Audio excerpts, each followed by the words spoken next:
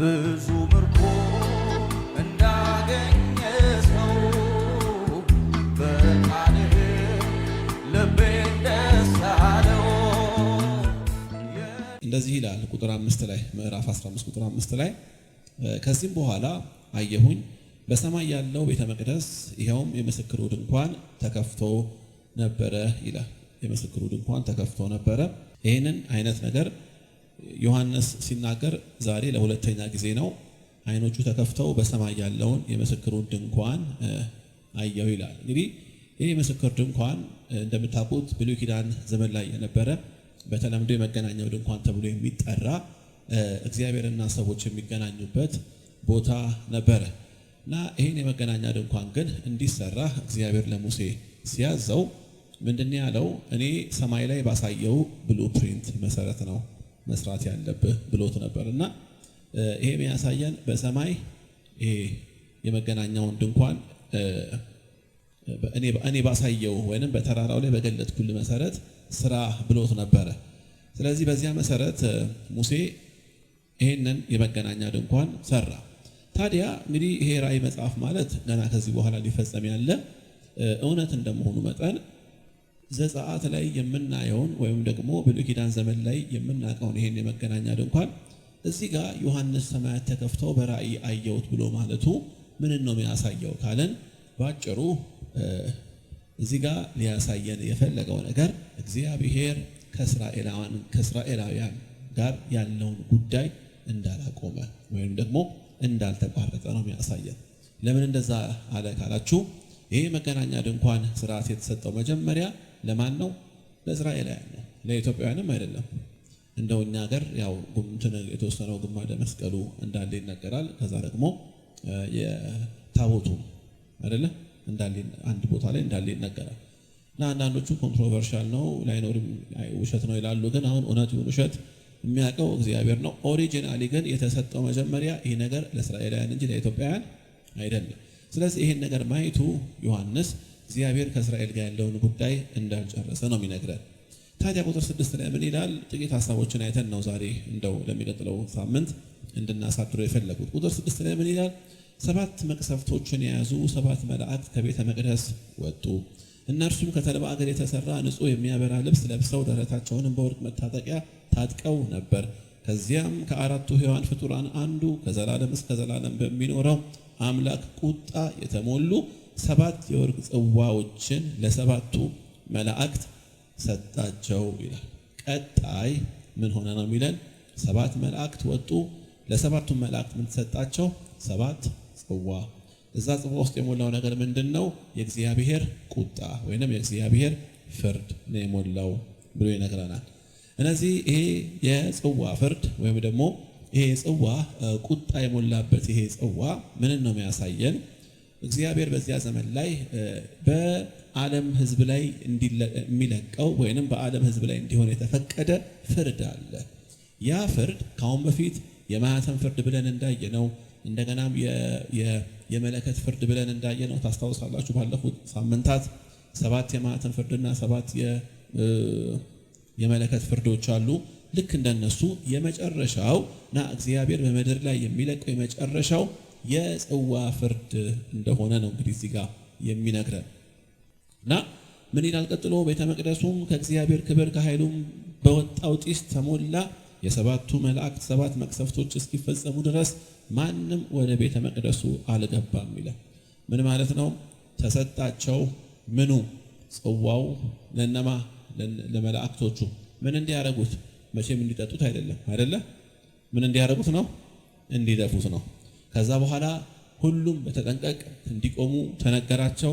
ከሰማይ ከራሱ ከእግዚአብሔር ዘንድ አሁን ድፉት የሚል ድምፅ ሲመጣ እንግዲህ ያለምንም ማቅማማት እንደው ነው ብለህ ነው እንደው የሰው ልጅ በምድር ላይ ያለው የሰው ልጅ አያሳዝንም እንደው ትንሽ ብንታገሰው ምናምን ብለው ሐሳብ አያቀርቡ። ቀጥታ ነው ወደ ምድር ምን የሚያረጉት?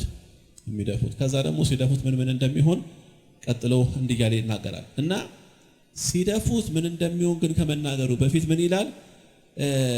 ልክ እነሱ ጽዋውን ሲቀበሉ ቤተ መቅደሱን የእግዚአብሔር ክብር ሞላው፣ ጢስ ሞላው ይላል። ጢስ ሞላው እና ይሄ ጢስና የእግዚአብሔር ክብር ተቀራራቢ ማለት ሲኖኒየምስ ቃላት ናቸው። ስለዚህ ለምንድን ነው እዚህ ጋር አሁን ዮሐንስ ሲያይ የእግዚአብሔር ክብር ቤተ መቅደሱን የሞላው ብለን ከጠየቅን ይሄ የሚያሳየን የሚነግረን ነገር አለ። ይኸው ምንድን ነው? ከዚህ በኋላ ሊሆን ስላለው ነገር ሰማይ ምን ያህል እውቅና የሰጠው ነገር እንደሆነ ሊሆን ያለው ነገር ምን ያህል እውቅና የተሰጠውና ደግሞ ምን ያህል ነገሩ ከእግዚአብሔር ዘንድ ያለቀና የተቆረጠ ነገር እንደሆነ ለማሳየትና ክብደትን ለመስጠት ነው። ልክ እነዛ መላእክቶች ያንን ጽዋ ሲቀበሉ በሰማይ ያለው ቤተ መቅደስ በእግዚአብሔር ክብር የተሞላው እግዚአብሔር አምኜበታለሁ በእርግጥ ሊሆን የሚገባው ነገር ነው ብሎ ኮንፈርም እንዳረገው ነው የሚያሳየን። ኦኬ እንግዲህ ይህንን ካየን ቀጥታ ጽዋዎቹ ምን ምንድን ናቸው የሚለውን ነገር ቶሎ ብለን እንመልከት። የመጀመሪያው ምዕራፍ 16 ቁጥር 1 ላይ እንደዚህ ይላል፣ ከዚያም ለሰባቱ መላእክት ሂዱ፣ ሰባቱን የእግዚአብሔር ጽዋዎች በምድር ላይ አፍስሱ የሚል ታላቅ ድምፅ ከቤተ መቅደሱ ሰማሁ። ቁጥር 2 የመጀመሪያው መልአክ ሄዶ ጽዋውን በምድር ላይ አፈሰሰ። የአውሬውን ምልክት በተቀበሉትና ለምስሉም በሰገዱት ሰዎች ላይ ክፉኛ ቁስል ምን አረገባቸው? ወጣባቸው ይላል። የመጀመሪያው ጽዋው በምድር ላይ እንደተደፋ በሰው ልጆች ላይ ምን ሆነ ይለናል? ክፉኛ የሆነ ቁስል። ወንድሞቼ እና እህቶች እንግዲህ ይሄ ቁስል ብለን ስንል አንደኛ የወጣው በዓለም ሕዝብ ሁሉ ላይ አይደለም። እሺ አሁን ገና ከዚህ በኋላ ሊሆን ያለ ነገር ነው። ሁሌ እንደምነግራችሁ ይህ ነገር የሚፈጸመው በሰባቱ ዓመት የመከራ ዘመን ላይ ነው።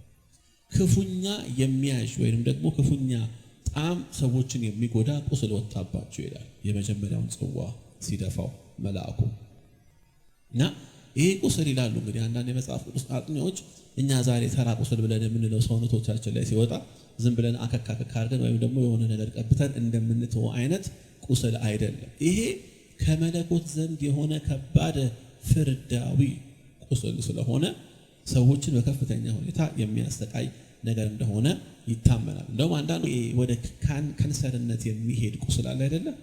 ልክ በዚህ አይነት መልክ ነው እንግዲህ ይሄ ነገር ሰዎችን የሚያሰቃየውና ስፔሲፊካሊ ይህ ቁስል የመጣው ማን ላይ ነው ካላችሁ በዚያ ዘመን ላይ የአውሬውን ምስል በተቀበሉት ሰዎች ላይ እንጂ ሁሉም ላይ አይደለም።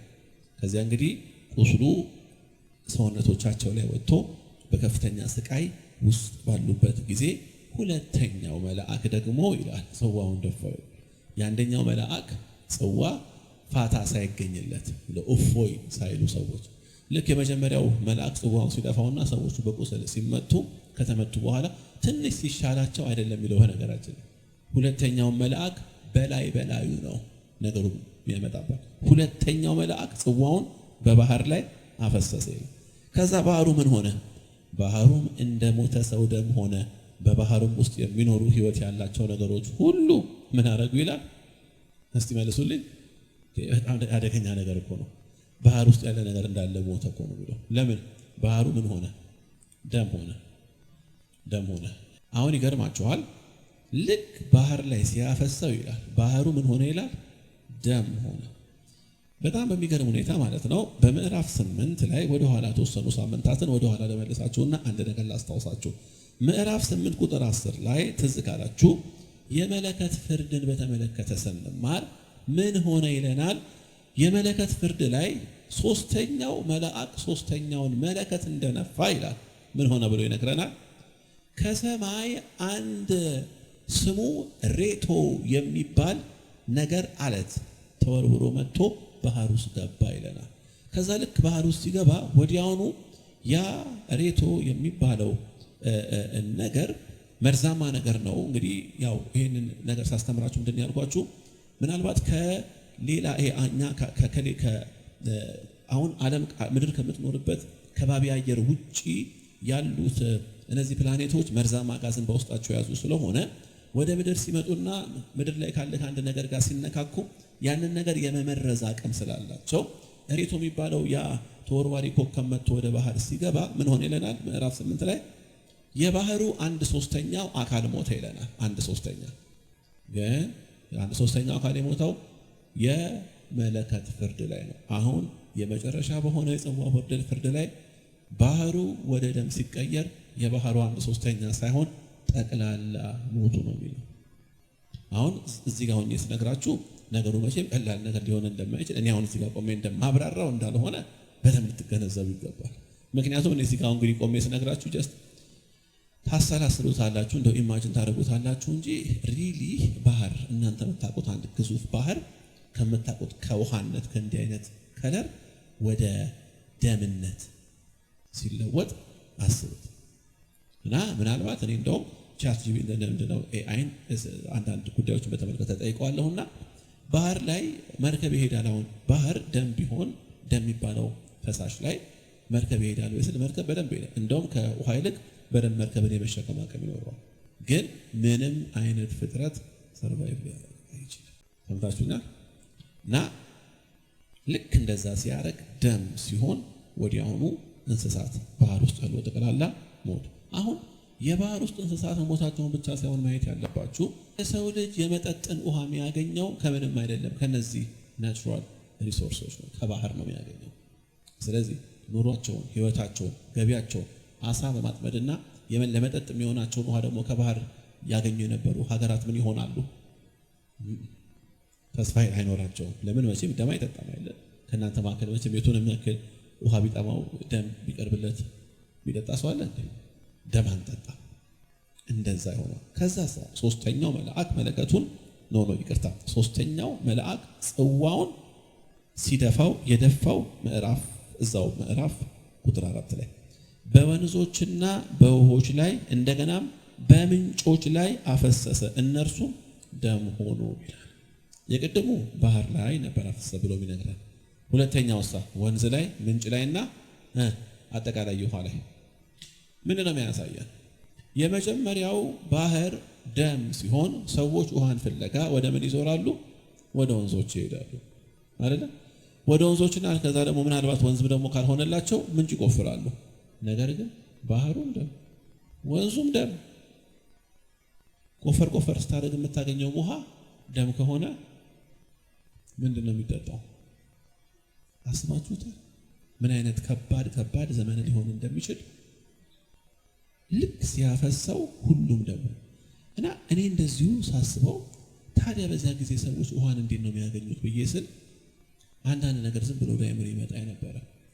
አሁን ታውቃላችሁ ያው ሰው በዋናነት ለመጠጥ የሚሆነውን ውሃ ከነዚህ ከወንዝ ከምንጭና ከባህር ያገኝ እንጂ ግን አሁን ለምሳሌ አሁን በላቦራቶሪ የሚሰሩ ውሃዎች ይኖራሉ። ያው ውሃ የሃይድሮጅን እና የኦክሲጅን ውህደት አይደለ? ያንን በላቦራቶሪ አገናኝተው ምንም ውሃ ሊፈጥሩ ይችላሉ። ወይም ደግሞ አሁን የመጣን ቴክኖሎጂ ያለ ክላውድ ሲዲንግ ይባላል። ደመናትን ማዝነብ የሚባል ነገር አለ። እንደገናም ደግሞ ይሄ አየሩ ላይ ያለውን ናይትሮጂን በራሱ በሆነ ፕሮሰስ ወደ ውሃነት ቀይረው እንደዛ ማድረግም ይቻላል። ግን ልንገራችሁ አሁን በነገርኳችሁ ከነዚህ ሁሉ ቴክኖሎጂዎች ዓለም ያን ብትጠቀምም በፍጹም በጊዜው ያለውን የዓለምን ሕዝብ የውሃ ፍላጎት ሊያሟላ አይችልም። ስለዚህ ምን ይሆናል አትሉኝም? መስሎኝ ያለ ነው አይገዛው አይደለ? መስሎኝ ይሄ ነው አንተ ያለ ገዛ ስንት ነበርች ነው ውሃ አንዱ 30 ብር ያለ ያኔ አንድ ቦትል ውሃ ስንት ይገባል ማለት እንግዲህ ለእናንተ ልተውላችሁ። ምናልባት ዛሬ እነ ዲዛይር እና እነንትና አንድ ባለ 3 መኝታ 105 ካሬ አፓርታማ በምትገዛበት ዋጋ ሊሆን ይችላል አንዱ ውሃ ሊሸጥ የሚችለው። ምክንያቱም ናቹራሊ ውሃ ሊገኝ የሚችልባቸው ነገሮች ሁሉ ምን ብለዋል? ተዘግተዋል። እና ይሄን ነገር እያነበብኩኝ ይገርማቸዋል። እያጠናሁት ልክ ለእናንተ እንደማስተምራችሁ እኔም በግል እያነበብኩት ከከበደኝ ነገሩ ገብቷቸዋል። እንደው ሁሌ እንደምላችሁ ጥሩነቱ እኔና እናንተ እዛ ዘመን ላይ የለንም እንጂ እንደው ብንኖር ነው። አስቡት እቺ ውሃ ከውሃነት ይልቅ ወደ የምን አይነት ዋጋ ይኖራታል? የወርቅ ዋጋ። አሁን ይሄ ወርቅ አይደለም የከበረ ማዕድን ሁሉ እና አሁን ይሄንን ክፍል ልክ እንደናንተ እንደው የራእይን መጽሐፍ ትክክለኛ ሐሳብ ተረድቶ የሚያነብ ሰው ካልሆነ በስተቀር ዝም ብሎ ራፍ ለሚያነብ ሰው በተለይ ደግሞ እግዚአብሔር ፌር አይደለም ብሎ ለማለት ለሚቸኩሉ ሰዎች ይሄን ክፍል ሲያነቡ እግዚአብሔር በእውነትም ጨካኝ አምላክ ነው ሊሉ ይችላሉ። ግን ይገርማቸዋል። እንዲህ ብለን እንዳናስብ ይመስለኛል ቀጥሎ ክፍሉ እንዲያለ የሚናገረው ቁጥር 5 ጋር ያለህና የነበረ ቅዱስ ወይ እንዲህ ስለፈረድህ አንተ ምንድነህ? ጻድቅ ነህ። በጣም ጻድቅ ነህ አንተ እንዲህ ስለፈረድህ። ትክክል ነህ። ምን ማለት ነው? ጨካኝ መሆንህን አይደለም ይሄ ፍርድ የሚያሳየው፣ አንተ ጻድቅ መሆንህን ነው። ምንድነው ጻድቅ ያሰኘው? ምንድነው ይሄኛውን ፍርድ የእግዚአብሔርን ፍርድ ትክክል ያሰኘው ነገር ብለን ስንጠይቅ ቀጥሎ እንዲናገራል። ስሙኝማ እንደው በጌታ ቁጥር 6 ላይ የቅዱሳንንና የነቢያትን ደም ስላፈሰሱ አንተም ደግሞ ደም እንዲጠጡ አደረካቸው፣ ይህ የሚገባቸው ነውና ይላል። ስለዚህ ምንም እግዚአብሔር እዚህ ጋር አንፌር ያልሆነ ነገር አላደረገም። he is so fair። ለምን? በእነዚህ 7 የመከራ ዓመታቶች ውስጥ የአውሬውን ምልክት ባልተቀበሉ ሰዎች ሁሉ ላይ ይደርስ የነበረው መከራ ይነብ ብዙዎቹ አንገታቸው ተቀልተው ደማቸው ፈሰው ይሞታሉ። ታዲያ እግዚአብሔር ያንን ሁሉ ግፍ ጠበቀና በ7ቱ ዓመት ፍጻሜ ላይ ለእያንዳንዳቸው የእጃቸውን ሊከፍል ሲመጣ ያደረገው ነገር ምንድን ነው? ለ7 ዓመት ሙሉ ደምን እንዳፈሰሱ እነሱ የሚጠጡትን ውሃ ደም አደረገባቸው። አሁን እግዚአብሔር እዚህ ጋር ጨካኝ ሊያስብል፣ በነገራችን ላይ ለዓላማው ከሆነ እግዚአብሔር ጨካኝ ነው፣ ግን በፍጹም እግዚአብሔር ክፉ ነው ልንል የምንችልበት አንድም ሁኔታ የለም። እግዚአብሔር መልካም፣ ቸር፣ በስራው ሁሉ ጻድቅ ነው። እስቲ አሜን በሉ። ከዛ ቁጥር 7 ላይ እንደዚህ ይላል፣ ከመሰዊያው እንዲህ የሚል ድምፅ ሰማው። ከምኑ? በደም ስሙኝ። ከምኑ? ከመሰዊያው ምን የሚል ድምፅ? አሁን ሁሉን ቻይ ጌታ አምላክ ሆይ ፍርድህ እውነትና ጽድቅ ነው ይላል። እዚህ ጋር ከመሰዊያው የምትለዋን ቃል አስምሩባት። ከመሰዊያው የምትለዋን ለምን አስምሩባት አልኳችሁ? ትዝ ካላችሁ ምዕራፍ 6 ቁጥር 9 ላይ ደግሜ እላለሁ፣ ምዕራፍ 6 ቁጥር 9 ላይ የማህተም ፍርድን ስንመለከት ልክ 5ኛውን ማህተም በጉ በከፈተ ጊዜ ምን ሆነ ይላል? ከመሰዊያው በታች ያሉ የተሰዉ ነፍሶችን አየው። እናም እንዲህ ብሎ ጥሪ ያቀርባሉ ይላል። ላነብላችሁ እችላለሁ ወደ ኋላ ይጂ። እግዚአብሔር ሆይ እስከ መቼ ደማችንን ትዛላችሁ ክፍል እስከ መቼ ደማችንን አትፈርድም በምድር ላይ ለምን ዝም ትላለህ ብለው ይሄንን ልመናና ስሞታ ሲያቀርቡ ምን ተባሉት ይለናል መጽሐፍ ቅዱስ። የመጀመሪያው ነጭ ልብስ ተሰጣቸው ይላል። ከዚያሳ እግዚአብሔር እንደዚህ አላቸው፣ ከዚህ በኋላ ገና ልክ እንደናንተ መስዋዕት ሊሆን የሚገባቸው ሰዎች ስላሉ ጥቂት ጊዜ ይቀረዋል ተብሎ ተነገራቸው ይላል። ታዲያ ይሄ ክፍል አሁን ያነበብኩላችሁ ክፍል የሚያሳየን ነገር ምንድነው ካላችሁ በምዕራፍ 6 ቁጥር 9 ላይ የነበረው ያ የፍትህ ጥያቄ በምዕራፍ 16 ቁጥር 7 ላይ ምላሽን አገኘ። አትፈርድም ወይ ለሚለው ጥያቄ ይኸው እግዚአብሔር ፈረደላቸው። ምን አድርጎ? ቅድም እንዳነበብኩላችሁ ሰዎቹን ደም እንዲጠጡ አድርጎ። የአምላካችን የእግዚአብሔር ስም የተባረከ ይሁን። ቁጥር 8 ላይ 4ኛው መልአክ ጽዋውን ደፋው ይላል። ምን አረገ? ባይዘው ይሄንን ትምህርት እኔ ጽዋ እየደፋው የሆነ ነገር እየደፋው ነግራችሁ የበለጠ ይገባል ታስተውሉታላችሁ ብዬ አስባለሁ። ጽዋውን ደፋው 4ኛው መልአክ ምን ሆነ ይለናል? 4ኛው መልአክ ጽዋውን ሲደፋው ጽዋው የተደፋው በፀሐይ ላይ ነው። እኔ ጋር ናቸው። ምድር ላይ የቅድው ምድር ላይ ነው አይደለ? ከዛሳ ውሃ ላይ፣ አሁንሳ ፀሐይ ላይ። ፀሐይ ምን ሆነች ይለናል? ፀሐይ ሰዎችን እንድታቃጥል፣ ሰዎችን በእሳት እንድታቃጥል ኃይል ተሰጣት ይላል። አቤት መከራ! ቅድም ብያቸዋለሁ። ሰዎቹ ቁስል ወጥቶባቸዋል። ሲደመር የሚጠጡት ውሃ የለም። ኦልሬዲ ውሃው ደም ሆኗል። ሲቀጥል ምን ሆነ ይለናል? ፀሐይ የምታቃጥል ምንድን ነው የሚሆነው? ፀሐይ የምታቃጥለው ምንድን ነው የሚሆነው? የፀሐይ ማቃጠል ምንድን ነው የሚያሳየው ካለን አሁን ባለንበት ዘመን ባለው የሳይንስ አገላለጥ በአጭሩ የሚሆነው ነገር ምንድን ነው? በምድር ዙሪያ ያለው የኦዞን ንጣፍ አሁን ራሱ ሳይንስ እየተቀደደ እየተሸነቆረ እንደሆነ ይነግረናል። ታውቃላችሁ መቼም ፀሐይ ሙሉ ለሙሉ ኃይሏን እንኳን የለም ወደ ምድር ምትልከው ሙሉ ለሙሉ ማብትልክ እንዳለ ቀልጠነ ቅቤ እንደ ቅቤ ውሃ ሆነን ነበረ። በጣም የተገደበ ኃይሏን እኮ ነው። ለምን? እግዚአብሔር ፀሐይን ፈጥሮ ምድርን ሲፈጠር ምድር ሙሉ ለሙሉ በፀሐይ ኃይል እንዳትቃጠል ልክ እንደ ብርድ ልብስ ያለ ኦዞን ንጣፍ የሚባል ነገር አለ እና ያ የኦዞን ንጣፍ የፀሐይን ጉልበት በተወሰነ መልኩ እየቀነሰ ነው ወደ ሰው ልጆች እንዲደርስ ያደረገው። እንግዲህ እኛ ከቀኑ 8 ሰዓት ከቀኑ 6 ሰዓት ላይ ወጥተን ወይኔ ዛሬ ፀሐይዋ ከነ ልጆቿ ምናምን ብለን የምንለው እንዲህ ተገድቦ እኛ ጋር መጥቶ ነው። ሙሉ ለሙሉማ ሲከፈል አስበው። አራተኛው ጽዋ ሲደፋ የሚሆነው ነገር ምንድነው? ይህ ነው። እነዚህ ነገሮች ብሬክ ያደርጋሉ። ከዛ በኋላ ምንድነው የሰዎችን ባዲ እና ደግሞ ብዙ ነገሮችን ፀሐይ በርን ማድረግ ትጀምራለች። እና በእርግጥ ያው ሰው ወደ መጠለያ ገብቶ ምናምን ሊከላከል የሚችለው ነገር ሊሆን ይችላል። ግን ምንድነው በተገኘው ግን አጋጣሚ አሁን እንደሚባለው ፀሐይ ሙሉ ለሙሉ ኃይሏን ብትለቅ የመጀመሪያ ቆዳ ኢንኩሬብል በሆኑ በሽታዎች ይመታል። ለምሳሌ አሁን የቆዳ ካንሰር የሚባሉ በጣም መጥፎ የሆኑ በሽታዎች አሉ እና በእነዚያ ነገሮች አፌክት ይሆናሉ። እና ይህ ነገር ሲሆንባቸው እንግዲህ እናንተ አስቡት፣ ለምንድን ነው እግዚአብሔር ይህንን ነገር የሚያደርገው ካላችሁ ከመጀመሪያው የማህተም ፍርድ ጀምሮ ከዚያስ የመለከት ፍርድ ቀጥሎ ከዛሳ አሁን የጽዋን ፍርድ ደግሞ ስንመለከት ለምንድን ነው እግዚአብሔር 3 ጊዜ ሰባት ፍርዶችን በምድር ላይ የለቀቀ ሰዎች በእንደዚህ አይነት ሁኔታ እንዲያልፉ ያደረገው ካላችሁ ጨካኝ ሆኖ ወይም ደግሞ በሰዎች ስቃይ የሚደሰት አምላክ ሆኖ ሳይሆን በሚደርስባቸው መከራ ሰዎች ወደ እግዚአብሔር በንስሐ ሊመለሱ የሚችሉበትን መንገድ እያመቻቸላቸው ነው። ታዲያ ግን ይሄ አይነት አሰቃቂ ነገር ሆኖባቸው ሰዎቹ ውጤቱ ምን ሆነ አትሉኝም? እዚህ ክፍል ላይ ሲነግረን ምን ይላል? ሰዎቹ እግዚአብሔርን እናንተ የሰው ልብ በነገራችን ላይ አንዴ ከደነደነ ነው። ይሄ ሁሉ እንግዲህ አስቡት፣ በቁስል ላይ ፀሐይ ወጥቶብህ የምትጠጣው ውሃ ደም ሆኖ እንደው ነገር ዓለሙ ግራ ተጋብቶ እጆችን ወደ ሰማይ አምላክ ዘርግተህ እግዚአብሔር ሆይ እንደው መፍትሄ ከዚህ በኋላ ካንተ ዘንድ እንጂ ከማንም አናገኝም ብለህ እንደ መለማመጥ ፋንታ ቀና ብለህ ጭራሽ አፍን መክፈት። ሰዎቹ እንደዛ አደረጉ ይለናል። ምን አይነት የልብ ድንዳኔ ነው!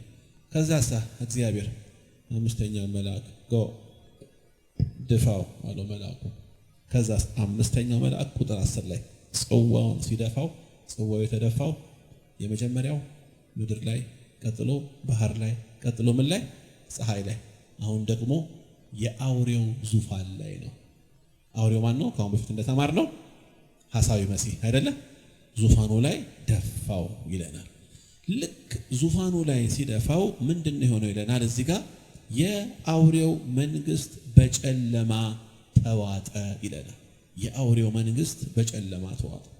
ሊትራሊ ይሄ ቃል የሚያሳየን ነገር ምንድነው? ትዝ ካላችሁ በግብጽ ምድር ላይ አንደኛው መቅሰፍት ምን ነበረ? በግብጽ ምድር ላይ ጨለማ ሆኖ በጌሴም ወይንም ደግሞ እስራኤላውያን ባሉበት ምድር ላይ ደግሞ ምን ነበር? ብርሃን ነበር። ይሄ ልክ እንደዚህ አይነት ከባድ የሆነ ጨለማ። እንግዲህ ይሄ ጨለማ ምንድነው? አንዳንድ የመጽሐፍ ቅዱስ አጥኚዎች የራሶቻቸውን ግምት ያስቀምጣሉ እና አንደኛው ሊሆን የሚችልበት ነገር ምንድነው? አውሬው ያለበት የአውሬው ዋና መናገሻው ከተማው ላይ ምንም አይነት የኃይል ማመንጫ ወይንም ደግሞ ይሄ ሶርስ ምንድነው ምናምን ፕላንት ምንም የኢነርጂ ማመንጫ እስከማይኖር ቶታሊ የኃይልና የኃይል አቅርቦትና አገልግሎት በጠቅላላ ዳሜጅ ይሆናል። ግልጽ ነው። እኔና እናንተ ዛሬ ይሄንን ላይ እኮ እያየን እኮ ነው ባይብል ማንበብ የምችልበትን ብርሃን እንደቀላል እኮ ያገኘሁት ለምንድን ነው? ኤልፓ የሚባል ነገር ስላለ እኮ ነው አይደል እንዴ? ግን አሁን የሆነ ሀገር መጥቶ ኤልፓን ቢመታ ምንድን ነው የሚሆነው? ድርግም ይሄ መብራት የለም አይደል? ብንነቅል ብንሰካ የሚፈጠር ነገር የለም። ልክ እንደዚህ ከባድ የሆነ ጨለማ በአውሬው ዙፋን ላይ ወይም በሐሳዊው ዙፋን ላይ ይወድቃል። ከዛ ደግሞ ይላል እንግዲህ ጨለማው፣ ደሙ፣ የፀሐዩ ቃጠሎ፣ የቆዳ ቁስለቱ ሁሉ ነገር በላይ ሲሆንባቸው ሰዎች ይላል እዚሁ ክፍል ላይ ቁጥር 11 ጋር ከስቃያቸው የተነሳ በነገራችን ላይ እናንተ የሰው እንደዛ ስቃይ እንደዛ ያደርጋል እንዴ? ምላሳቸውን ያኝኩታል ይላል። ከስቃያቸው የተነሳ ሰው እንግዲህ ምላሱን እስኪበላ ድረስ ምላሱን እስከሚበላ ድረስ ከፍተኛ የሆነ ስቃይ እና እኔ እንደሚመስለኝ ምንድነው ያው ሰው የሆነ ቦታውን በራሱ ለምሳሌ አሁን ምላሱን በጥርሱ የሚጎዳው ሰው የሆነ ቦታ ያለው የሚሰማውን ፔን በዛ ለመሸወድ ነው። ግልጽ ነው። ለመሸወድ ነው። አእምሮ ወደዚህኛው ትኩረት እንትን እንዲል ሰዎቹ ምላሳቸውን እስኪበሉ ድረስ ይህ ነገር ሆኖባቸው አትሉኝም እስከሚበላው ምላሳቸው ቀና ብለው እንደገና ወደ እግዚአብሔር ይሳደቡልሃል። ሰው ምላሱን እየበላ ምላሱን እስኪበላ ድረስ ይሄ አይነት ውርጅብኝ መጥቶበት አሁንም ቀና ብሎ በመለኮት ላይ ከመናገር ወደ ኋላ ካላለ የሰው ልጅ እጅግ ከባድ ነው ልቡ ማለት። አምስተኛው መልአክ መለከቱን ጽዋውን ሲደፋ እንደዚህ። ስድስተኛው መልአክ ጽዋውን ሲደፋ ምን ሆነ ይለናል? ላንብብላችሁ። ጽዋው በምን ላይ ተደፋ? በታላቁ ወንዝ በኤፍራጥስ። ምናልባት ምጽፉ ሰዎች ካላችሁ እቺን ነገር ብጽፉ ደስ ይለኛል። ለምን በኤፍራጥስ ወንዝ ላይ ደፋው? ሰምታችኋል? ስለ ኤፍራጥስ ወንዝ ካሁን በፊት ኤፍራጥስ ወንዝ እንዲሁ በወሬም በቲቪም በምናምን ምናልባት ሰምታችሁ ልትችሉ ይሆናል። ኤፍራጥስ ወንዝ ማለት መጽሐፍ ቅዱስ ታላቁ ወንዝ የሚለው ነው። ኤፍራጥስ ወንዝ ማለት የእስራኤል ሰሜናዊ ዳርቻ ወይንም ሰሜናዊ ድንበር ነው። የእስራኤል ሰሜናዊ ድንበር ኤፍራጥስ ወንዝ።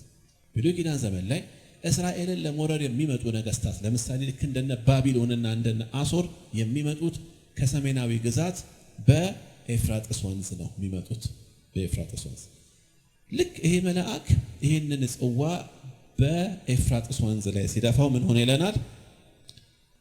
ከምስራቅ ለሚመጡ ነገስታት መንገድ እንዲዘጋጅላቸው ውሃው ደረቀ።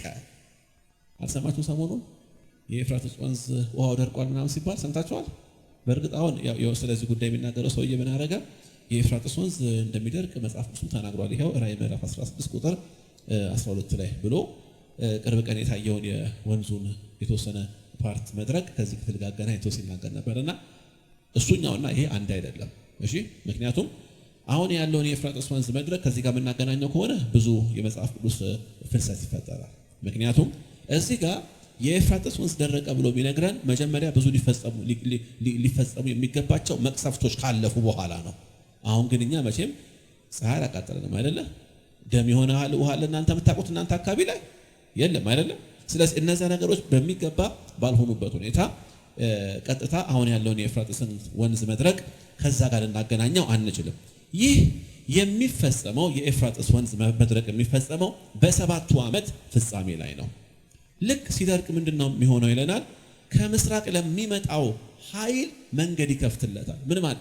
ቀድሞኑ ብሉይ ኪዳን ዘመን ላይ የእግዚአብሔርን ሕዝብ ለመውረር እንደነ ባቢሎንና እንደነ አሶር ያሉ ነገስታት የሚመጡት ከሰሜን ወይንም ከኤፍራጥስ ወንዝ ነበር። አሁንሳ በዘመን ፍጻሜ ላይ እስራኤልን ለማጥፋት የሚል ባለፈው 15 ቀን ያስተማርኳችሁ ስለ አርማጌዶን ጦርነት። አርማጌዶን እስራኤልን ለማጥፋት የሚመጡት ሀገራት የሚመጡት በኤፍራጥስ ወንዝ ነው። ይባስ ብሎ ወንዙ ሲደርቅላቸው ምን ይሆናል? ያለምንም ችግር ያለምንም የመርከብ ወጪ ሰተት ብለው እንዲገቡ ያግዛቸዋል። እና እነዚህ የምስራቁ ጦር ወይንም የምስራቅ ነገስታት ብሎ የሚለው እነማንን ነው ካልን እነ ቻይና፣ ጃፓን አሉ። በዚያ ዘመን ላይ ራሳቸውን አደራጅተው እስራኤልን ለማጥፋት የሚነሱ ሀገራት አሉ አይደለ? ባለፈው 15 ቀን ስለ አርማጌዶን ጦርነት ስንመለከት ዓለም ሁሉ በእስራኤል ላይ እንደሚነሳ ነግሬያቸዋለሁ አይደል እንዴ? ዓለም ሁሉ በእስራኤል ላይ ሲነሳ ማንና ማን ነው የሚነሳባት? አንደኛ የምስራቁ ነገስታት ብሎ እዚህ ጋር የሚነግረን ነገር አለ። የምስራቁ ነገስታት እነማን? እነ ቻይና፣ ጃፓን፣ እነ ሩሲያ፣ እነዚህ ሁሉ እነ ህንድ፣ የኢራቅና የእስራኤል ጦርነት አሁን ያለው ጦርነት በደንብ አሁን በተለይ ራዕይን መጽሐፍ እንደሚማር ሰው ነገሩን በጥልቀት ካጤናችሁት ለዛኛው ዘመን ጦርነት መንገድ እያመቻቸ ነው። ለምን ካላችሁ በዓለም ታሪክ ለመጀመሪያ ጊዜ ነው ብላችሁ ለመጀመሪያ ጊዜ ይሄ በዚያ ዘመን ላይ እነዚህ የምስራቁ ጦር እና የሐሳዊ መሲህ ደግሞ ያደራጃቸው የሌሎች 10 የአውሮፓ አባል ሀገራት አሉ፣ በኮንፌዴሬሽን የሚዋቀሩ ማለት ነው። እነሱ አንድ ላይ ሆኖ እስራኤልን ለማጥፋት ሲመጡ ስምምነትን ወይንም ደግሞ ኪዳንን አድርገው ነው የሚመጡት። እና አሁን ስትመለከቱ በዋናነት ከእስራኤል ጋር ፋይት እያደረገች ያለችው ማነች? እሺ አሜሪካ ነች አይደለ? ከዛ ያው በኢራን ምክንያት ማለት ነው።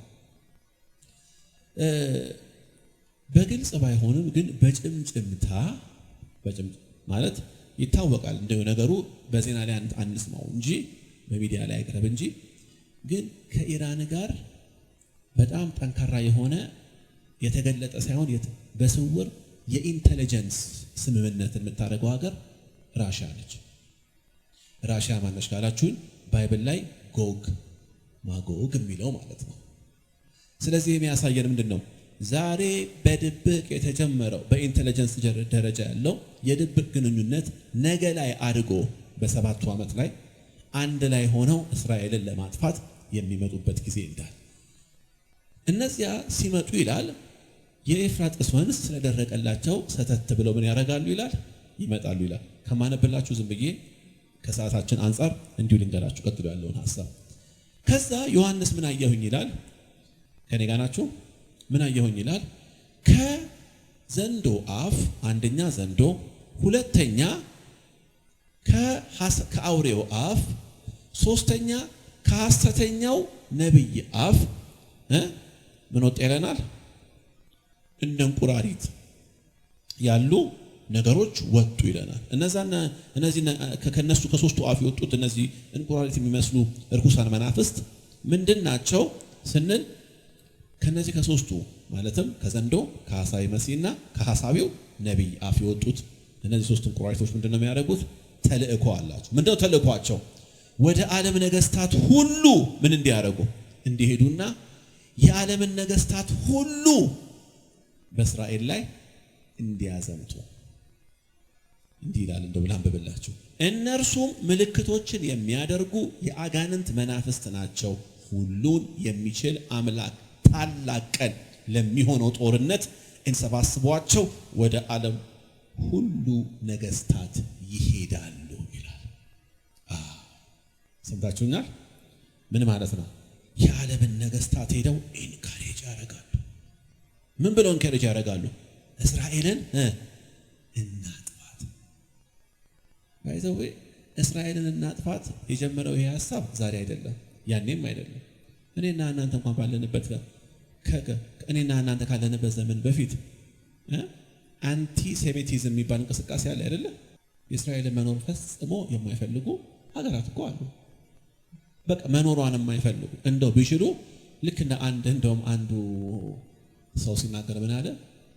ከአረብ ሀገር እስራኤል ማለት ከአረብ ሀገር መካከል ልክ እንደ ብጉር የበቀለች ሀገር ነች። ስለዚህ እቺ ብጉር በአንድም ሆነ በሌላ መንገድ መፍረጥ አለበት ብሎ እንደዛ ተናግሮ እንደነበረ የብዙዎቹ አቋም እስራኤልን ማጥፋት። የስድስቱ ቀን ጦርነት ብለን የምንለው ያ ቀን ከምን ፍላጎት የመነጨ ይመስላችኋል? ከስድስት ማለት ከአራት አቅጣጫ እስራኤልን ባልጠበቀችበት ያውም ደግሞ እነሱ እስራኤላውያን ዮም ኪፑር የሚባለውን በዓሎቻቸውን እያከበሩ ባለበት ጊዜ ላይ ድንገት መጥተው ያንን የጦር ዝናብ ያዘነቡባቸው ለምን ይመስላችኋል? ለማጥፋት። እንግዲህ እስከ ዛሬ እስራኤልን ለማጥፋት በጣም ብዙ ጦር ተደራጅቶ ወደ እሷ ቢመጣም እግዚአብሔር በራሱ መንገድ ጠብቋታል። ለምን? ከአብርሃም ጋር ያለው ኪዳን ስላልተቋረጠ። ይሄ ጊዜ ግን ማለት አሁን ያነበብኩላችሁ ጊዜ ግን ማለት አሁን እስራኤል ከኢራን ጋር ስትዋጋ ማን ያገዝላታል? ሲመለሱልኝ በደንብ አይደል ዜና የምታዩት? ማን ነው የሚያገዝላት? አሜሪካ። እንደውም እኮ አብዛኛው ከእስራኤል ከሚተኮሱ ይልቅ እኮ ከአሜሪካ የሚተኮሱ ጦር መሳሪያ ይበልጣል አይደል እንዴ? እንደው በዚህ ጦርነት አሜሪካ ባልኖርና ኖሮ እስራኤል ምን ነበር የምትሆነው የሚለውን ነገር ስታስቡ ያው ብዙ ነገር እንድታስቡ ይሆናል።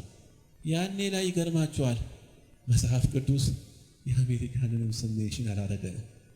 ለምን ካላችሁ ጦርነቱ አርማጌዲየን ነው። ይሰበስቧቸዋል ካለ በኋላ የሚሰበስቧቸው ወደ ምን እንደሆነ ሲናገር ምን ይላል?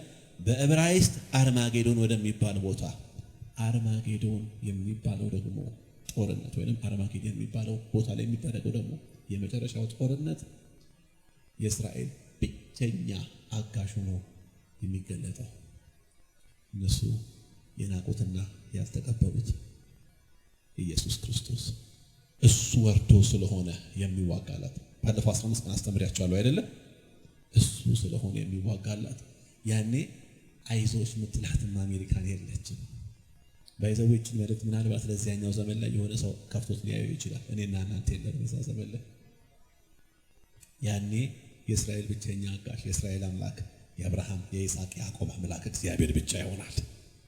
ክብር ለእግዚአብሔር ይሁን ዓለምን ሁሉ። ስለዚህ አርማጌዶን ጦርነት በተጨማሪ በምዕራፍ 18 እና 19 ላይ እንመለከተዋለን። ግን እችን ብቻ ልንገራችሁ። ጦር ሲመጣ ወደ እስራኤል በኤፍራጥስም ወንዝ በኩል የሚመጣው ጦር አለ። እንደገናም ደግሞ በሐሳይ መሲ ደግሞ የተደራጀ ሌላ ጦር አለ። ሲመጣ ቁጥራቸው ስንት መሰላችሁ?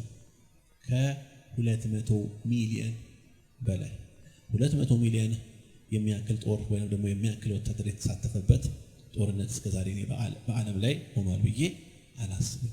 200 ሚሊዮን ጦር ስንት ነች እስራኤል ቁጥሯ በአሁኑ ሰዓት? 6 ሚሊዮን ያለ 6 ቢበዛ 8 ሬሾውን እንኳን ስታሰሉት ስንት ለስንት እንደሆነ አስቡት።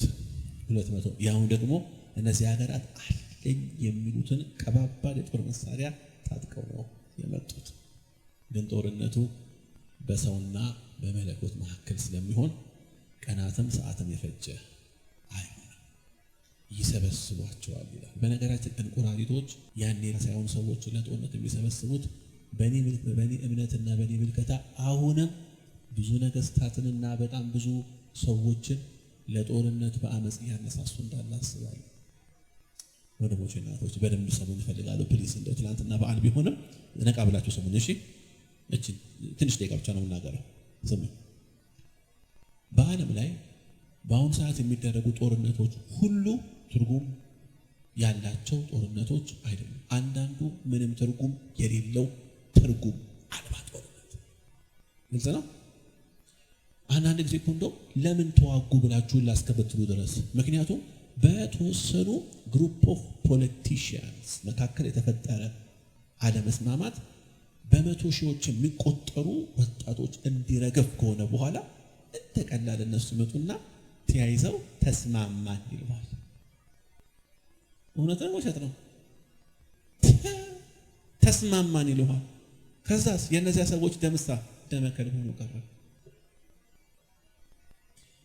ይሄ አይነት ጦርነት እኔ በእኔ ምልከታ ትርጉም የሌለው አንዱ አንዱን አሸንፎ ወይ የሆነ ነገር ለምሳሌ አሁን እንዴት ልበላችሁ ኢትዮጵያን ጣሊያን ሊወር መጣ አይደለም? ኢትዮጵያን አንወረርም አሉ። ከዛስ ተዋጉ። ከዚህ የሚሞተው ሰው ሞተ። ከዛ ጣሊያን ተሸነፈ። ጣሊያን ወጣ። ኢትዮጵያን ደግሞ ቀጠሉ። አሁን ይሄ ምንድነው? ሀገርን ከወራሪ ኃይል ለመከላከል የሚል ትርጉም አለው። አንዳንዱ ጦርነት ምንም ትርጉም የለውም ከደም በስተቀር። እንዲህ አይነት ጦርነቶች በእኔ ምልከታና በእኔ እምነት ራዕይ ምዕራፍ 16 ላይ የምናያቸው እነዚያ እንቁራሪቶች ያረፉባቸው ሰዎች ያነሳሱ ጦርነት ስፒሪት ነው። ለዛ ነው እኔና እናንተ አዘ ክርስቲያን ሁሌ መጸለይ ያለብን ለሀገራትና ለመንግስታት። ሰምታችሁኛል? ሁሌ የምንጸልየው ለእኛ ጉዳይ ብቻ መሆን የለበትም። ጦርን ከሀገራችን ላይ፣ ጦርን ከዓለማችን ላይ፣ ጦርን ከኢትዮጵያ ላይ we have to break it። ክብር ለእግዚአብሔር ይሁን። እግዚአብሔር ይስበረው። ትርጉም የሌለውን ይሄንን ጦርነት ሰበሰቧቸው ይላል። እንዲህ እያለ የመጨረሻ ላንብብላችሁና ሰባተኛው ጽዋ ሲደፋ ምን እንደሆነ የተፈጸመውን የመጨረሻውን ላንብብላችሁና ልጠቅልለው እና የዛሬውን አፕሊኬሽን በአንድ ቃል ጠቅልየው እንሄዳለን። ይኸውላችሁ እንደዚህ ይላል ቁጥር 17 ላይ ሰባተኛው መልአክ ጽዋውን በአየር ላይ አፈሰሰ። በቤተ መቅደሱም ውስጥ ካለው ዙፋን ምን የሚል ድምፅ ተሰማ? ተፈጸመ የሚል ታላቅ ድምፅ ወጣ። ተፈጸመ የሚለውን ቃል የት ነው የምናገኘው? ከዚህ በፊት ተፈጸመ it is finished ያለው ማን ነው? ኢየሱስ። ምን ላይ ሆኖ? ትናንትና ስናከብር የነበረው በዓል ላይ ማለት ነው አይደለ? ተፈጸመ። ከዛ ቀጥሎ ይሄ ቃል የሚደገመው እዚህ ጋር ነው። ለምንድን ነው መስቀል ላይ ኢየሱስ ተፈጸመ ብሎ የተናገረው ቃልና እዚህ ጋር ተፈጸመ ያለው ቃል ተያያዥነት ተመሳሳይነታቸው ምንድን ነው ብለን ከጠየቅን ኢየሱስ መስቀል ላይ ተፈጸመ ያለው ምንድን ነው ካላችሁ ከዘፍጥረት ምዕራፍ 3 ጀምሮ እስከ እሱ ሞት ድረስ እስከ መስቀሉ ድረስ የነበረው የሰው ልጆች ሁሉ ኃጢአት ዕዳው መከፈሉ ወይንም ኃጢአት የሚገባውን ቅጣት ማግኘቱን ነው የሚናገረው። ሰምታችሁኛል? ተፈጸመ ሲል ለዘመናት ከዘፍጥረት ምዕራፍ 3 ጀምሮ የፍትህ ያለህ እያለ ሲጮህ የነበረው የእግዚአብሔር የፍትህ ጥያቄ ሳትስፋይድ ሆነ። ለምን? የሁላችንን ኃጢአት ይዞ ኢየሱስ መስቀል ላይ ተንጠለጠለ። ከዛ ኢየሱስ ተፈጸመ አለ። ሃሌሉያ! ይህን ባለፈው ሳምንት ነግሬያችኋለሁ ስለ ኢየሱስ ትንሣኤ ስንማር ድንቅ ጊዜ ነበር ያለ። ባለፈው ሳምንት ጥሩ ጊዜ ነበር። አሁንም እዚህ ጋር ተፈጸመ ያለው ምንድን ነው ካላችሁ በምድር ላይ ወይንም እኔና እናንተ ባለንበት ዓለም ላይ እግዚአብሔር በእነዚህ ፍርዶችና መቅሰፍቶች በምድር ላይ ላለው ኃጢአት ተገቢውን ምላሽ ሰጥቶ ስለጨረሰ it is finished ተፈጸመ ካለ በኋላ ግን ምን ሆነ ይለናል? የመጨረሻው ከባድ የሆነ የመሬት መንቀጥቀጥ፣ ከባድ የሆነ ርዕደ መሬት ሆነ ይላል። በምን? በምድር ላይ። ይሄ ርዕደ መሬት ራሱ ክፍሉ ሲናገር ምን ይላል? ካሁን በፊት ሆኖ የማያውቅ ባይዘው ነገር እንትን ምንድነው መሬት መንቀጥቀጥ አላየንም። እኛ ያየናት ኮንዶሚኒየም ላይ ወይንም ደግሞ 40-60 ላይ ሆነን ወይም ደግሞ የሆነ አፓርታማ ላይ ሆነን እንዲህ ትንሽ ገጭ የሚለው ነው አይደለ? ቢበዛ እንደው ግድግዳ ምናምን አንዳንድ ክልል ላይ አንዳንድ ቦታ ላይ ሰነጣጠቀ እንጂ የሞተ ሰው አለ እንዴ ነገር ላይ የለም አይደለ?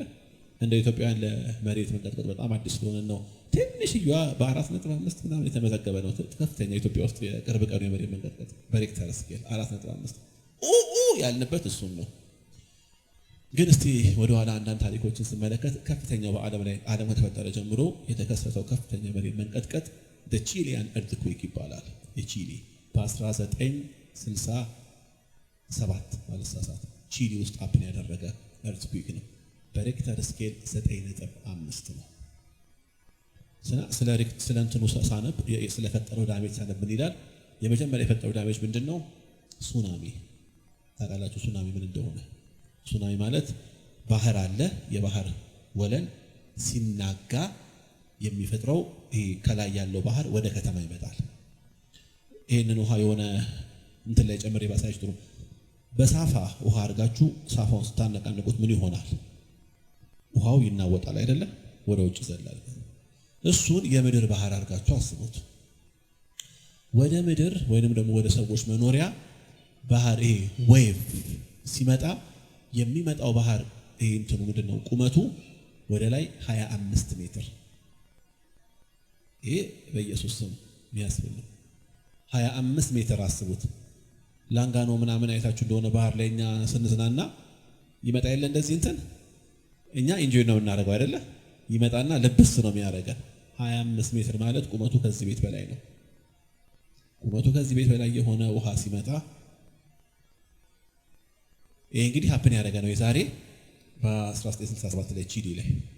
ይህ ብቻ አይደለም፣ ወደ 6000 ምናምን ሰው በአንድ ጊዜ አልቋል። 2 ምናምን ሚሊዮን ህዝብ ቤት አልባ ሆኗል። ከምንም በላይ የሚገርመው ነገር ምንድነው? ልክ ያ እርዝኩዌክ ሀፕን ሲያደርግ ነውጡ በዙሪያ ወዳሉ ወደ ጃፓን፣ ወደ ስሪላንካ፣ ወደ ፊሊፒንስ ምናምን ዞሯል። ይህ ብቻ ሳይሆን ልክ ያኔ ላይ 9.5 በሬክተር ስኬል የተመዘገበው ያ መሬት መንቀጥቀጥ ሲሆን የቺሊ መሬት መንቀጥቀጥ whether you believe or not ዓለም ሁሉ ላይ ንዝረቱ ተሰምቷል። እንግዲህ ቺሊ ላይ ሀፕን ያደረገው ነገር ኢትዮጵያ ውስጥ ሰምቷል። ጠቅላላ ዓለም ሁሉ ሰምቶታል። ምን ያህል ከባድ እንደሆነ አስቡት። እኔ አሁን እሱን አይደለም ለመታረቅ የፈለኩት። እዚህ ቦታ ላይ ይሆናል ያለው መሬት መንቀጥቀጥ እስከዛሬ ዓለም አይታማታቀው። ምናልባት እንግዲህ 10-11 ምናምን ሬክተር ስኬል ሁላ ሊያውቀው የማይችል earthquake ሊሆን ይችላል። ምን እንደሆነ እዚህ ጋር ሲናገር ምን ይላል? አንደኛ ደሴቶች ሸሹ ይለናል። ደሴት ሸሽቷል። ሊካሙ ፊት በነበረው earthquake የሸሸ ደሴት አለ ያለ ደሴቶች ሸሹ። ከዛስ ከተሞች ፈራረሱ ይላል። ባይዘው ከተማ ያኔ እንዲኖርም ኤክስፔክት አታረጉ። ወደ ብናኝነት ነው የሚቀየረው፣ ወደ ፍርስራሽ ክምርነት ነው ከተሞችን የሚቀየረው። ከተማ ታላቂቱ ከተማ ተከፈለች ይላል። ከተማ ለሶስት እስከሚቆረስ የሚያደርግ earthquake። ይሄ ከመለኮት የመጣ ቁጣ ብቻ ሲሆን ነው ባይዘው ሲሆን ከዛ ተራሮች የሚገርመው ይሄ ነው። ተራሮች ሊገኙ አልቻሉም። የት ገቡ? እኔ እንጃ። እንግዲህ የምናውቃቸውና ኪሊማንጃሮ የኛ እንኳን እዚህ ጋር ከቦሌ ሆነን የምናያት የካ ተራራ ይህን የሚያክል ግዙፍ የሆኑ እንኳን አካላት ምን ውስጥ እንደሚገቡ አይታወቅም። ምን ያህል እንግዲህ ከባድ የሆነ ኤርዝክዊክ እንደሆነ ነው የሚያሳየን። በዚህም አያበቃ። ኤርዝክዊኩ ላይ ምን ይጨመርበታል አለ? በኪሎ እንደውም ፈረሱላ ነው የሚለው በኪሎ 3 ፈረሱላ። 3 ፈረሱላ እንግዲህ የምናውቀው እኛ በበርበሬ ነው አይደለ? 3 ፈረሱላ 45 ኪሎ ነው። 45 ኪሎ በረዶ ሰው ላይ ይወርዳል። 45 ኪሎ ማለት ስንት ምን ማለት ነው? 45 ኪሎ አንድ በጣም ቀጭን የሆነች ሴት ተድበልብላ ማለት ነው። ማለት በጣም ቀጫጫ የምትለዋት አንድ ሴት ድብልብልብል እንዴ! 45 ኪሎ እኮ በረዶ አንዴ ሊደግመህ ራሱ እኮ ያስፈልገው መድገም ራሱ ያስፈልገው። ባይዘው አሁን ብዙ ሰዎች ክፍል እያነበቡ ይሄ ነገር ግን መጽሐፍ ቅዱስ ነው ይላሉ።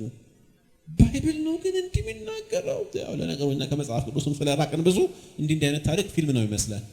ይሄው የራእይን መጽሐፍ ነው እያስተማርኩ ያለሁት። ህዝቤ በ3 ፈረሱላ በረዶ ተቀጥቅጦ ያልገላል። መሪም መንቀጥቀጥ እንግዲህ ከቅድሙ ጀምሮ ያለውን መቅሰፍቶች አስቡት። ከምን ጀምሮ ማለት ነው? ከመጀመሪያው ከቁስሉ ጀምሮ አስቡት። በቁስል የጀመረው መቅሰፍት በበረዶ ሲጠናቀቅ አስቡት። በረዶ ወድቆ በስቱ ሲጠናቀቅ ከዚህ በላይ እኔ ምን ይገርማል ካላችሁ በረዶም አይደለም መንቀጥቀጡም አይደለም። ይህ ሁሉ ነገር ያናወጠው ህዝብ ምን ቢል ጥሩ ነው?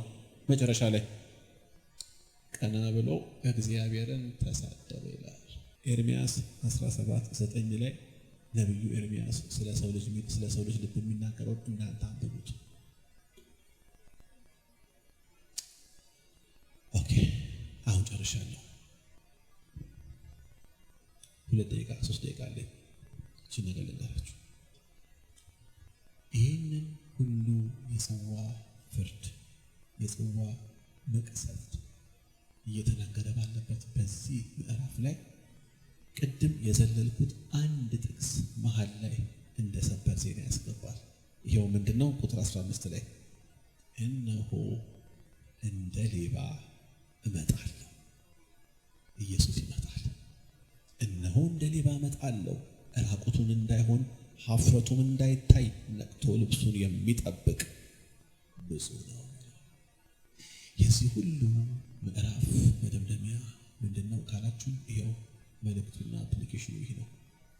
ይሄ ክፍል እኔና እናንተን ለማስፈራራት አልተጻፈም። ሲጀምርም ብያችኋለሁ፣ እዚያ ዘመን ላይ እኛ የለንም። ዛሬ ይህን መልእክት የሚሰማው ሰው ልክ እንደሌላ ሰው ብዙ አይደለም፣ ጥቂት ሰው ነው። ይህ መልእክት በሆነ ሚንስ ይደርሳችኋል ብዬ አስባለሁ። ግን ዛሬ ይህንን ድምፅ ለመስማት የመጣችሁ ሰዎች ይህንን ቃል ይዛችሁ ወደ ቤታችሁ ሄዱ። ያነበብኩላችሁ ይሄ ክፍል ማለት ዓላማው አቤት እግዚአብሔር እንድንል አይደለም። ጌታ ኢየሱስ እመጣለሁ ብሎ የለ ተዘጋጁ እያለ ማንም ራቁቱን እንዳይሆን ልብሱን ነቅቶ የሚጠብቅ ምን እያለ ነው ያለው? እንደ ሌባ እመጣለሁ ማለት ነገራችን ላይ ስመጣ እየመነው አይደለም እያለ ነው። ሚስኮል አድርጎ ለሚመጣ ሌባ የለም። እንደ በርጋን ያለው እስቲ እንዳላየሁንና እኔ ገብቼ ሰርቄ ልውጣ የሚል ሌባ አለ እንዴ? ምንድነው? ባልታሰበ ሰዓት ማንም አይገምተው ሰዓት ይመጣል ኢየሱስ። ግን ምንድነው እያለ ያለው? ልብስህን እርቃንህን እንዳትሆን ልብስህን ጠብቅ። ለምን? ይሄ ቃል የተወሰደው በነገራችን ላይ ከዚህ ምሳሌ ነው። አንድ ሰው ማታ ሲተኛ ልብሱን ያወላልቃል። ለምን? ብቻውን ያለው። ድንገት ግን ሌባ ቢመጣና ያ ሌባ እንደመጣ ቢያውቅ ተነስቶ ሊያባረው ቢፈልግ መጀመሪያ ምን ማድረግ አለበት?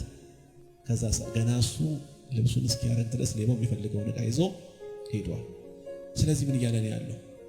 ልብስህን አውልቀ ሳይሆን ሁል ጊዜ ሬዲ ሆነ ጠብቅ።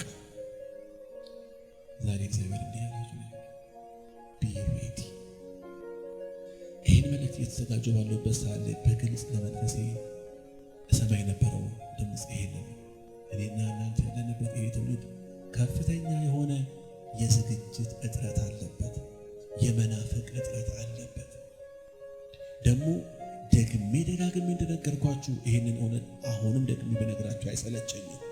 ምንድነው ቃል አማኝ ነኝ፣ ጴንጤ ነኝ፣ መዝሙር እችላለሁ፣ ስብከት ሰብክ ያለ ሁሉ አይነጠቅም። የሚነጠቀው ሬዲ የሆነ ነው። ምን አይነት ዝግጅት? ይሄው ነግሮናል። ለዘመን ፍጻሜ የሚመጥነው የህይወትና የእምነት የባህሪ አቋምን ይዞ መገኘት። ክብር ለእግዚአብሔር ይሁን። ሬዲ ሆኖ እንደ ሌባ እመጣለሁ። ዛሬ የሚናፍቀን ነገር ምንድነው? በነገራችን ላይ የምናፍቀው ነገር የምንጠብቀው ነገር የምንጠብቅበትን መንገድ ይወስነዋል። ግልጽ ነው። ምንድነው የምናፍቀው? ኢየሱስ እንደሚመጣ ነግሮኛል። ድንገት መጥቶ ሳልዘጋጅ መጥቶ የዘመናት ልፋቴ ከንቱ እንዳይሆን እግዚአብሔር ዛሬ በሰላሙ ጊዜ እንዲያስቀምጡ ቢነግረንን እውነት እባካችሁ በልባችሁ ያዙ። መቼ እኔና እናንተ እንደምንለያይ አናውቅም። ያው መቼም እንለያያለን እያልኩ እየተናገርኩባችሁ ያለሁት ግን መንፈስ ቅዱስ እንዲህ ባለ ቀን ላይ ለልባችሁ የሚልከውን ይህ አይነት መንፈሳዊ መር እባካችሁ በልባችሁ ያዙት። እግዚአብሔር ያለን ይሄንን ነው። ተዘጋጁ። ለምን ካላችሁ ከትናንት ይልቅ ዛሬ እመኑ። ከዛሬ ደግሞ ይልቅ ነገ በዜና የምንሰማቸው በማህበራዊ ሚዲያ ላይ የምናያቸው ነገሮች እንዳለ የዳግም ምጽአቱን እውነት እያንጸባረቁ ነው ያሉት። ጦርነቶች እያየን እኮ ነው ያለ እንዴ? ጦርነቶች ስፔሻሊ የመካከለኛ ምስራቅ ጦርነቶች። በአሁኑ ሰዓት የምንሰማው ነገር የዳግም ምጽአቱን እውነት ካልነገረን ምንም ነገር ሊነግረን አይችልም። በደንብ ነው እየሰበከን ያለው። ማህበራዊ ሚዲያ ላይ አንድ ሰው እንዲህ ብሎ ሲናገር ሰማሁት። ጌታ እንደ ሌባ እናንተ ላይ አይመጣም ማለት ቀኑ ነው እንደ ሌባ ይመጣል ያለው እንጂ እንትኑ አይደለም። ምንድነው እሱ እንደ ሌባ አይመጣም። ከዛ እንደውም ፖላይትሊ ቪዲዮ ላይ ላኩኝ፣ ኮሜንት ሳይሆን ኢንቦክስ አረኩኝ። መጽሐፍ ቅዱስ ለጴርጋሞን ቤተክርስቲያን ጌታ እንዲህ ብሏታል፣ እንደ ሌባ እመጣብሃለሁ፣ እንደ ሌባ እመጣለሁ ለጴርጋሞን ቤተክርስቲያን። ሲቀጥል ቆይ እንደ ሌባ እመጣለሁ ማለት እኮ አንደኛው ምን ማለት ነው? በስውር እመጣለሁ አይደለ? ታዲያ እዚህ ጋር አሁን እኮ በ7 ዓመቱ ፍጻሜ ላይ ጌታ የሚመጣው በስውር ነው በግልጽ ነው? በግልጽ እኮ ነው። በስውርማ እኮ የሚመጣው አሁን እኮ ነው እኔና እናንተን ለመውሰድና ለመንጠቅ የሚመጣው በስውር። ያኔማ በግልጽ ነው። እንዴት? በመላእክት ታጅቦ እንዴት? ከኛ ጋር እኮ ነው የሚመጣው ያኔ ጌታ ኢየሱስ ክርስቶስ ከኔና ከእናንተ ጋር ነው 1000 ዓመት ለመንገስ ወደ ምድር የሚመጣው። አሁን ነው በስውር የሚመጣው። ተዘጋጁ፣ እንደ ሌባ እመጣለሁ ለኔና ለእናንተ የሆነ መልእክት ነው። ስለዚህ መልእክቱ ይሄ ነው። ቢ ሬዲ። ስለዚህ በውሏችሁ በአስተሳሰባችሁ ብላችሁ ስለ ነገሩ ምልከታና እይታ ራሳችሁን አዘጋጁት። ከዚህ ወጥተን ደረጃ እየወረድን ባለበት ጊዜ ድንገት መለከት ሊነፋ ይችላል፣ ልንሰበሰብ እንችላለን። እግዚአብሔር ይርዳን። ዘመኑ አልቋል። የዘመን ልቅላቄ ጋር ያለ ነው። እሺ ካስማችሁን በጣም አጥልቃችሁ አትቆፍሩት። የሆነ ሳለ ተነሳት ማለት ገብቷችኋል? የዛሬ መልእክት አይደለ? ይሄ ነው እንግዲህ የዛሬው ቀን በዚህ መልኩ አልፏል። ቀንጆቻችሁን አንሱና ባርኪያችሁ ብዙ ምርኮ